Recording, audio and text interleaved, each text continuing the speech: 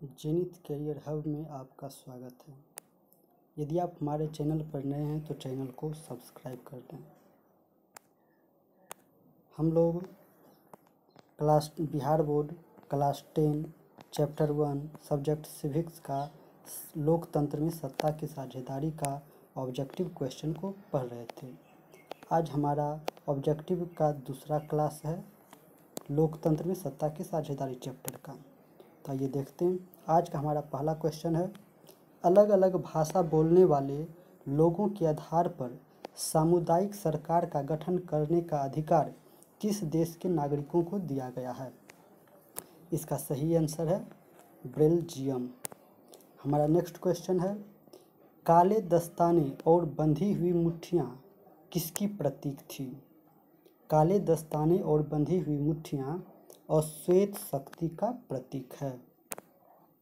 Next question है, श्रीलंका में तमिल मुख्य रूप से कहाँ रहते हैं?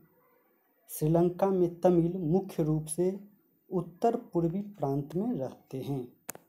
नेक्स्ट क्वेश्चन है, भारत में बहुसंख्यक आबादी है, यानी आपको बताना कि भारत में किस समुदाय के लोग सबसे ज़्यादा रहते हैं।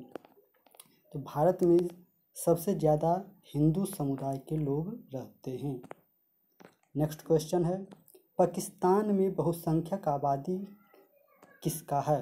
यानी पाकिस्तान में सबसे ज़्यादा किस समुदाय के लोग रहते हैं? पाकिस्तान एक मुस्लिम कंट्री है, वहाँ इस मुस्लिम सबसे ज़्यादा रहते हैं। नेक्स्ट क्वेश्चन है, इंग्लैंड में बहुसंख्यक आबादी है, यानी किस समुदाय के लोग वहाँ सबसे ज़्यादा रहते हैं? तो वहाँ प्रोटेस्टेंट सबसे ज़्यादा रहते हैं। प्रोटेस्टेंट और कैथोलिक ईसाई धर्म का पार्ट है। तो इंग्लैंड में सबसे ज़्यादा प्रोटेस्टेंट रहते हैं।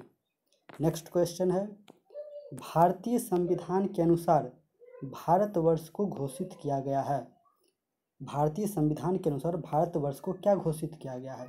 तो भारत को धर्मनिरपेक्ष राज्य घोषित किया गया है। नेक्स्ट क्वेश्चन है, किस संस्था में महिलाओं को 50% आरक्षण प्रदान किया गया है? तो स्थानीय पंचायती राज की संस्था में महिलाओं को 50% का आरक्षण प्रदान किया गया है। हमारा नेक्स्ट क्वेश्चन है, इनमें कौन ऐसे व्यक्ति हैं जिनका नाम दलितों के उत्थान से संबंधित नहीं है? ज्योतिबा फुले, पेरियार स्वामी नायर, डॉक्टर भीमराव अंबेडकर, ये तीनों दलितों के उत्थान से संबंधित थे। इसमें डॉक्टर राजेंद्र प्रसाद जो कि बिहार के रहने वाले थे और देश के प्रथम राष्ट्रपति थे, ये दलितों के उत्थान से संबंधित नहीं थे। हमारा नेक्स्ट क्वेश्चन है, किसे धर्म एवं जातीय पहचान के आधार पर व्यापक रूप से विखंडन का परिणाम भुगतना पड़ा था? तो वह देश था यूगोस्लाविया।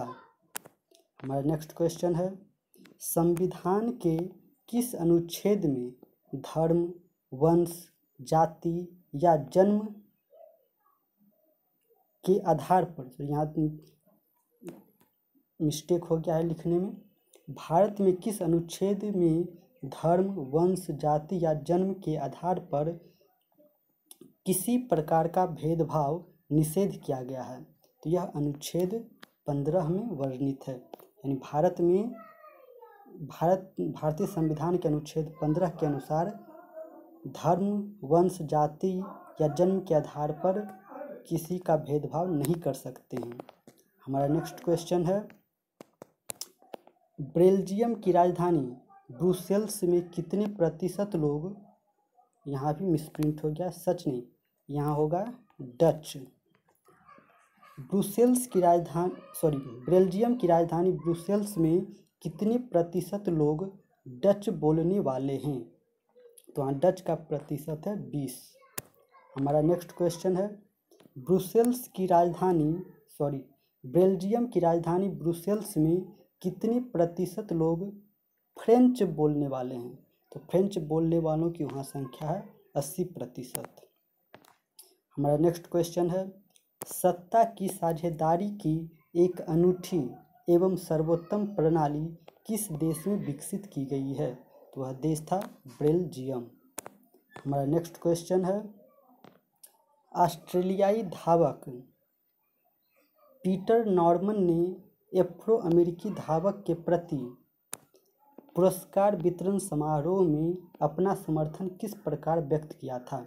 तो वह किया था मानवाधिकार का बिल्ला लगाकर। नेक्स्ट क्वेश्चन है, ब्रिटेन की सरकार और नेशनलिस्टों के बीच शांति समझौता हुआ था जिसमें दोनों पक्षों ने हिंसक आंदोलन को बंद करने की बात स्वीकार की थी। वह समझौता कब हुआ था? वह समझौता 1998 ईस्वी को हुआ था। नेक्स्ट क्वेश्चन है, श्रीलंका में सिंहली भाषा को एकमात्र राजभाषा के रूप में घोषित कब किया गया था? यह किया गया था 1956 में। तो श्रीलंका का राजभाषा क्या है? सिंहली, और यह 1956 में वहाँ का राजभाषा बना था। हमारा नेक्स्ट क्वेश्चन है, सत्ता में साझेदारी के प्रमुख कारण इनमें कौन नहीं है? राष्ट्र की एकता एवं अखंडता के लिए यह सत्ता की साझेदारी का प्रमुख कारण है। राष्ट्र की राजनीति व्यवस्था में स्थायित्व के लिए यह भी प्रमुख कारण है। अधिक से अधिक लोगों तथा समूहों को सत्ता से जोड़ने के लिए यह भी प्रमुख कारण है। सरकार को निर्धारित कार्यकाल पूरा करने के लिए यह एक प्रमुख कारण नहीं है, क्योंकि किसी भी सरकार का केवल ये काम नहीं होता कि 5 साल के लिए सरकार बना तो किसी प्रकार से 5 साल गुजार दिए और कोई काम किए ही नहीं। इसलिए सत्ता की साझेदारी का प्रमुख कारण इन ऑप्शनों के अनुसार सरकार का निर्धारित कार्यकाल पूरा करने के लिए नहीं है। नेक्स्ट क्वेश्चन है, सत्ता की साझेदारी की अधिकाधिक, यहाँ मिसप्रिंट है, सत्ता की साझेदारी का सबसे ज़्यादा आवश्यकता कहाँ पड़ता है? प्रत्येक लोकतांत्रिक राज्य में यहाँ भी पड़ता है। क्षेत्रीय विभाजन वाले बड़े राज्य में यहाँ भी ज़रूरत है। क्षेत्रीय विभाजन वाले छोटे राज्यों में यहाँ भी ज़रूरत है। जाति, भाषा, क्षेत्र, संप्रदाय के आधार पर बंटे हुए समाज में, तो इन तीनों का कॉम्बिनेशन चौथे ऑप्शन में है। तो इसका सबसे ज़्यादा सटीक आंसर ऑप्शन नंबर 4। सत्ता की साझेदारी का सबसे ज़्यादा आवश्यकता कहाँ पड़ती है? तो जाति, भाषा, क्षेत्र, संप्रदाय के आधार पर बंटे हुए समाज में। हमारा नेक्स्ट क्वेश्चन है, इनमें सत्ता की साझेदारी का एक सही लाभ क्या है? अस्थिरता एवं आंतरिक कलह में बढ़ोतरी।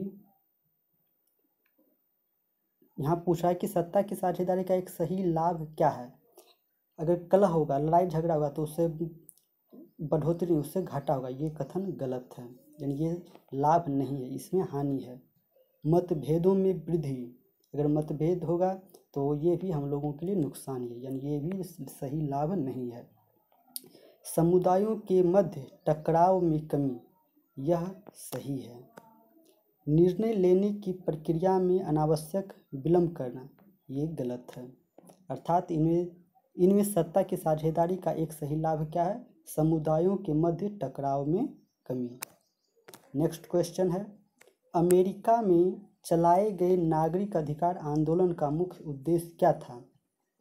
उसका उद्देश्य था नस्ल आधारित भेदभाव को मिटाना, अर्थात रंग भेद नीति को समाप्त करना।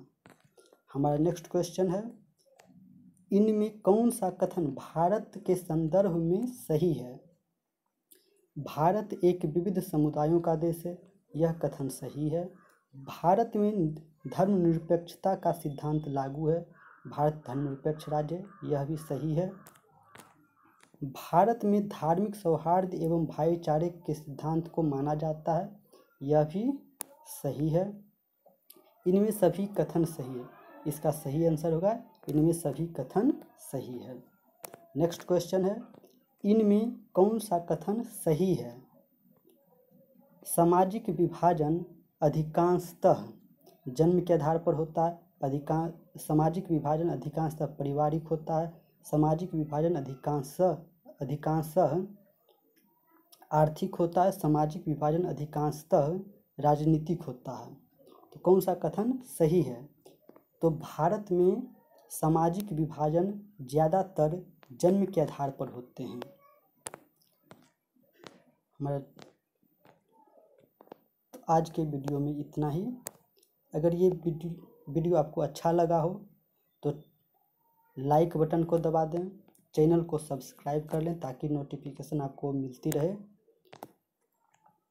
और आपका कुछ सुझाव है तो आप हमें कमेंट बॉक्स में अपनी राय दें। इस वीडियो को पूरा देखने के लिए आपका धन्यवाद। हमारे साथ बने रहने के लिए आपका बहुत बहुत धन्यवाद।